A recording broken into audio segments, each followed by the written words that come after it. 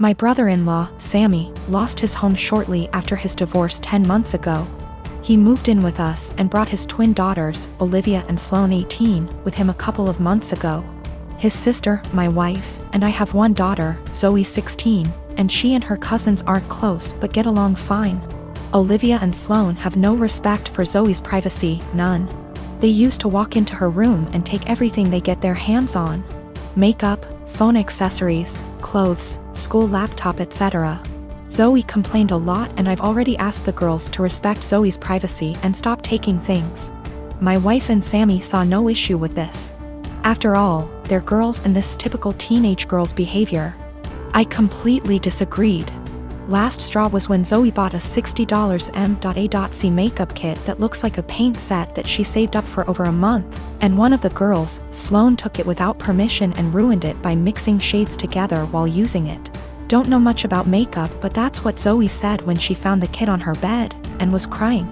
I told my wife and she said she'd ask Sloane to apologize, but I got Zoe a lock after I found she was moving valuable belongings out the house because of this incident. Sammy and his daughters saw the lock and weren't happy. The girls were extremely upset. Sammy asked about it and I straight up told him. He said, "My daughters aren't thieves. It's normal that girls of the same age borrow each other's stuff." He said Zoe could easily get another makeup kit for $15 from Walmart and shouldn't even be buying expensive adult makeup in the first place, and suggested my wife take care of this defect in Zoe's personality, trying to appear older than she is. He accused me of being overprotective and babying Zoe with this level of enablement. I told him this between me and my wife, but she shamed me for putting a lock on Zoe's door for her cousins to see and preventing them from spending time with her, saying I was supposed to treat them like daughters. Then demanded I remove it, but I said this lock does not get removed till her brother and his daughters are out of our house.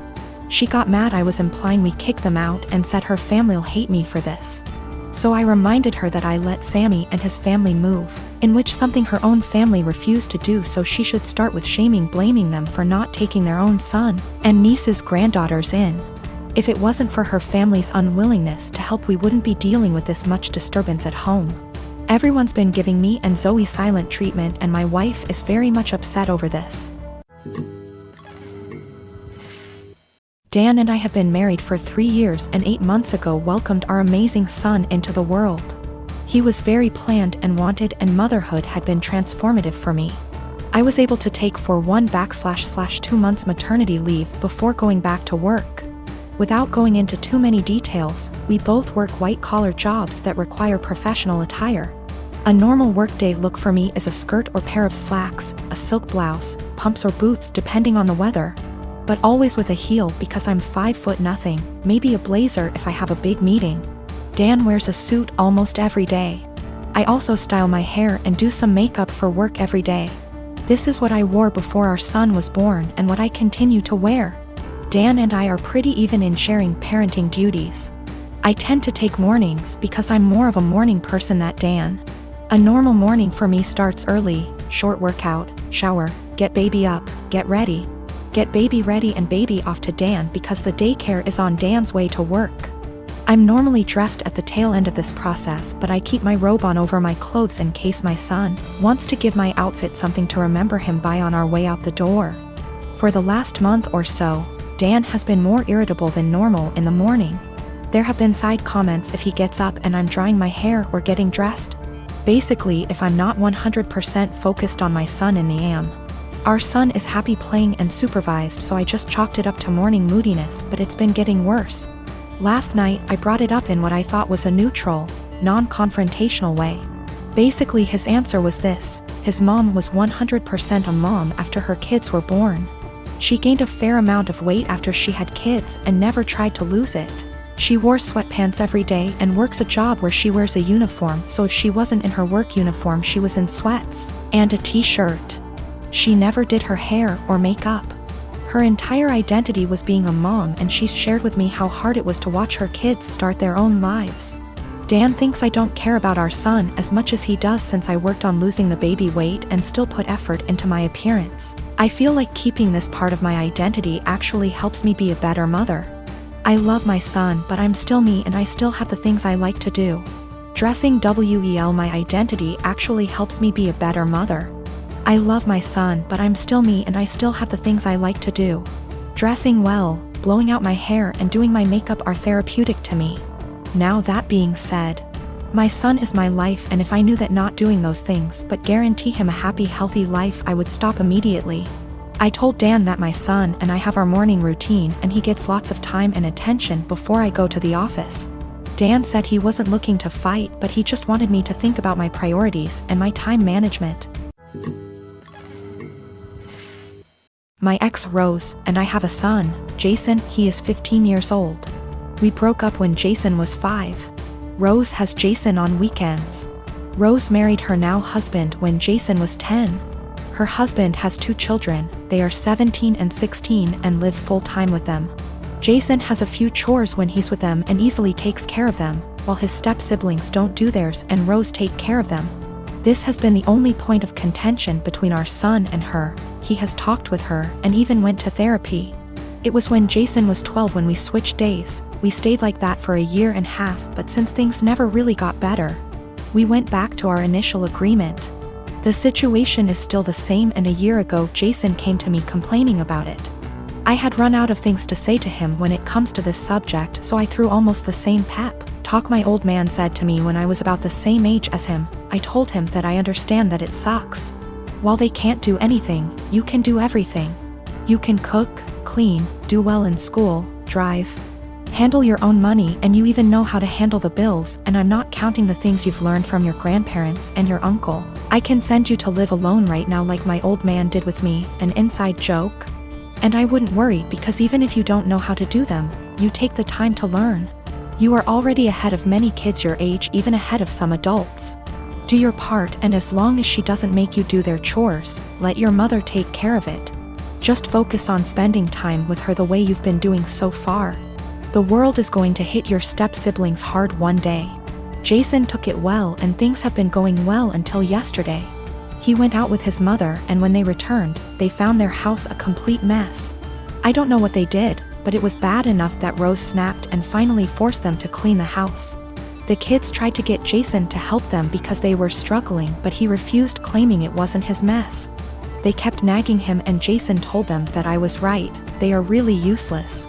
His mother asked him if I really said that. He said I didn't, but it can be summed like that.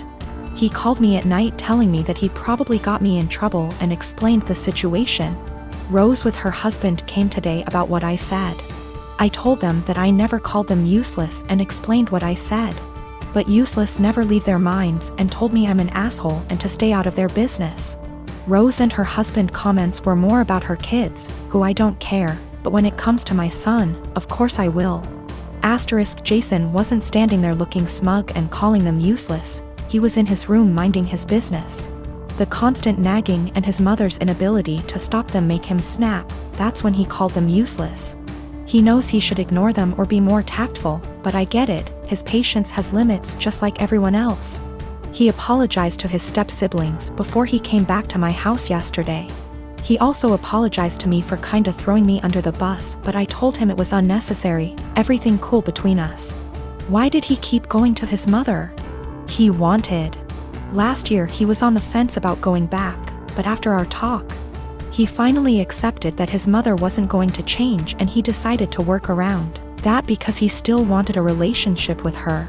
Their relationship actually got better, but after what happened, their relationship is going to change. We have to wait if it is for better or for worse. Him and I talked, and he's still thinking about what to do, but he says that he'll probably do what he had planned last year. He will spend time with her but will not go to her house anymore. He's taking a few days to let things settle down, and then he'll let his mother know. She is not going to like it, but alas, she's not in a position to demand or ask. I got my son a 7K motorcycle for his 18th birthday this past June. My son is obsessed with automobile and loves motorcycles. In his room he has plenty of models and posters of motorcycles of all types. His bio dad passed away when he was just 12. Now I'm married to my current husband, and he has kids of his own. My husband has always been against my son's interest in motorcycles. He thinks I'm encouraging him to be reckless, distracting him from school and by extension his future, and spoiling him and blowing away money by spending $7,000 on a motorcycle. This caused some tension between him and my son, so I told him to stop complaining about it. Around 2 weeks ago, my son's motorcycle went missing. We opened a police report, but nothing came out of it. It just disappeared. My husband had a smirk on his face the entire time, just walking around saying, "I told you so. You just wasted your money." This was unbearable to hear, to be quite honest. My mother-in-law visited few days ago. She was talking about the other house my husband owns and mentioned seeing a motorcycle, one that's similar to the one that we lost in my husband's carriage while she was cleaning it. She goes to clean that house weekly even though it's empty. My husband plans on giving it to his kids as inheritance. I was puzzled. I asked if she was certain, but she showed me a photo she took of it which confirmed that it was indeed my son's motorcycle. I immediately rushed to call my husband and confront him about it. He admitted that he took and hid the motorcycle in his garage as a last resort after me and his stepson kept brushing him and his thoughts off about the $7,000 being spent on something unnecessary and that could cause issues. I blew up at him demanding he return it. He refused and told me he had been considering selling it and giving the money back to me so I could use it wisely this time. I told him I was serious and that I'd call the police. He literally said, "This is a family matter and cops can't do shit about it." I had enough. I called the cops soon as I ended the call with him. The motorcycle was found and returned, but my husband had to be taken in since there was an open file about the motorcycles going missing. He was let go eventually, but he was livid with me. He came home yelling about how awful what I did was and how crazy my behavior was. I refused to engage in the argument, but he told his entire family about it and they judged me for calling the police on my own husband, even though I already asked him to return it. He said he was just looking out for my son and that one day we'll realize that he was right, but only when it's too late. My son isn't speaking to me or my husband. I feel horrible about the whole situation and am starting to think I handled this the wrong way.